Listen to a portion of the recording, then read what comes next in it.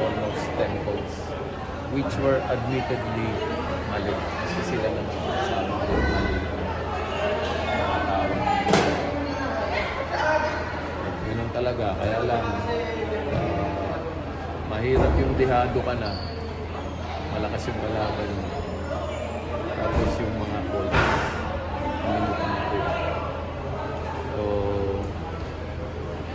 we'll see, no? Pero hindi pa naman tapos. May Friday pa. We'll watch film tomorrow, we'll do walkthroughs, we'll see what adjustments can still be made. Pero hindi pa tapos to.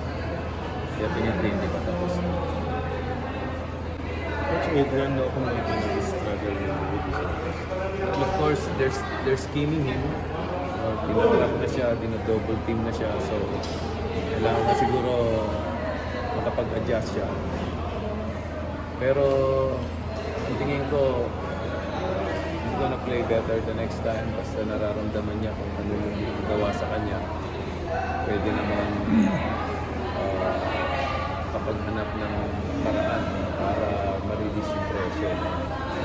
So that's our challenge for tomorrow as coaching staff, to find a way to release that pressure sa mga key players.